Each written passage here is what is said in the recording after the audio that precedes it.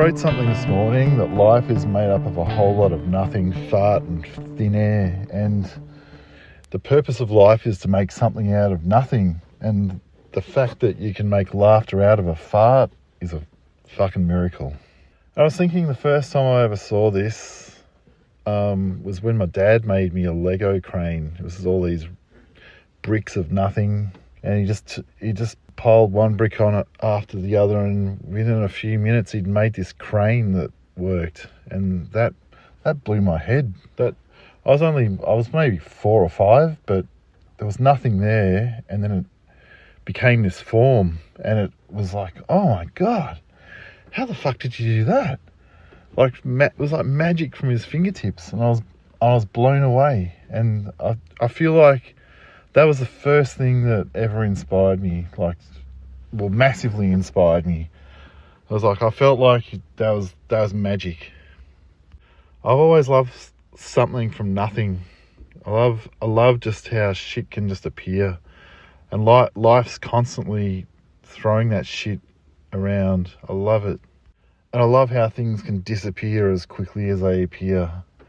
I don't love it at the time, and there's always lessons and shit to be learned from them, but that's part of the magic that they appeared from nowhere in the first place. I'm not as zen as I'd like to think I am. Easy come, easy go, they say. And life is easy come, easy go. And I love that about creativity too. Like, I love when it reminds me, hey, Darby, it's not yours. This is just something it's outside of you, and you don't have any control over it. When I was working in advertising, we'd work to briefs and spec briefs, or whatever the fuck they're called. I can't remember now, but we'd be given, you've got to say this message with this many words in this way, and it has to jump through all these tick box hoop things. And I was terrible at it. There were people in advertising who were better at me than doing that, but I couldn't do it. Like, I'd come up with ideas that were way off target. I'd just be coming up with basically Derbyland shit, stuff that would probably work on my Instagram these days, but had nothing to do with whatever product we were trying to sell. So I love it when creativity reminds me that it's not mine. It's frustrating and beautiful. It's not on a leash. I can't just say, yeah, make it do things, tell it what to do. So cats teach me a lot like that. Cats will tell you that sure, they'll be happy to come on your lap, but you're not allowed to. You can't just put them on your lap. They'll do it when they want. And I can always feel that when my stuff isn't working, it's because I've forced it, and I've held it on a leash, and I've made it try to say something or do something. And sometimes it can fool people, and people think, oh yeah, that's really good, Darby. But I know that it hasn't come from that place, in inverted commas or italics or whatever. It came from my dumb ego. It didn't come from outside of me. And my best stuff comes from outside of me. And when I was on a roll last year writing my last book, I was just letting one sentence be born from the previous sentence over and over. Sometimes I'd try and force a sentence, like trying to build a bridge across a chasm, but then I'd have to backtrack and go, no, let this sentence give birth to the next sentence. And when that was happening, as Steven Spielberg once said, it felt like the closest thing he ever felt like it was to flying. And yeah, that makes sense. When I was getting ready for this live show that I'm doing in a couple of weeks, I had a dream. I won't tell you the dream because I don't tell it on stage. But it gave me basically the idea for the first few minutes of the thing. It's like, holy shit. I love how dreams they just give you. They just, here you go, have that. That's how you can open your thing. It's a fucking miracle. I love how, like I was saying before, how working to a brief and trying to get something, sometimes I just feel like all I need to do is, as talked about before by other people, but casting an intention and all that sort of shit, but just planting a seed, just putting your sails up and and letting you take you in the rough direction of where you think you might want to go. And you won't always get exactly to where you thought you should have gone, but life, or whatever it is, the sea, the wind, whatever, will just guide you to exactly where you need to go. And I love that. I love that about life. It's such a weird process of holding on and letting go at the same time. I'm so shit at letting go. It's so weird because most of the creative process requires just to go with things. Yet in real life, not real life, but outside of creative stuff, I'm very train track driven. I'm very process.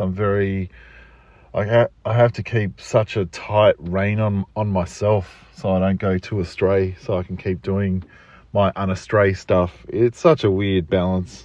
It always feels really weird trying to wrongfoot myself consciously. I can't help it. I have to do it. It's just, yeah. Anyway, a lot of the time I'm trying to force new ideas, but recently I'm trying to remind myself that the only way to come up with stuff is to do nothing, and to refuel that sense of intuition in my gut by doing jack shit. It's weird. I always feel this relentless, purpose-driven, productivity-driven, come up with ideas, because I know how hard it is to come up with a good idea. It can take a shitload of ideas before something actually good happens.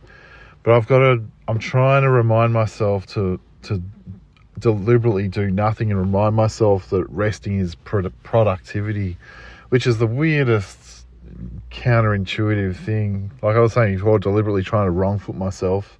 Everything's counterintuitive. Everything's upside down at the same time. It's the right way up. So yeah, it's weird trying to force myself into reminding myself that wasting time is very productive for me in this weird profession that I've found myself in. It's so weird. I can't do it. Like I'll deliberately pick shows to veg out on, or look at random bullshit, and my brain's just constantly going, there's an idea for you. It's like, shut the fuck up, brain. Like just relax. Otherwise, I'm not going to come up with anything. I'm just going to be coming up with shit constantly. So yeah, part of me thinks that maybe it's because also I'm living in a city at too. Like I used to live, for a short amount of time, I lived out in the country by the sea, and it was the most relaxed I ever felt.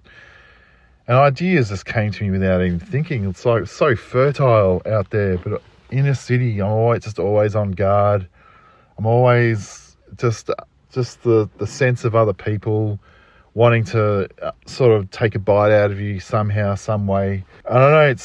I know it's a bit shit, but I just felt like, yeah, when I was out of the city, that's when I would start to relax. And yes, trying to relax inside a lounge room for a few years now while I work from home and write these ideas just doesn't cut it. And I want to be outside where there are no people. So yeah, I think a country/sea change at some point will be really beneficial. Now I just sound like I'm just really talking to myself. I'm not really recording a podcast. Almost like a to-do list. So you have to listen to that shit.